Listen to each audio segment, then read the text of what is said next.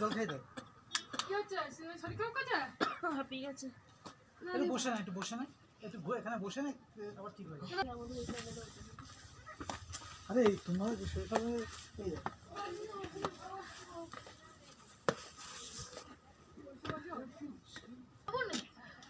সবাই হাঁপিয়ে গেছে, ওই জন্য বিশ্রাম নিচ্ছে এখন।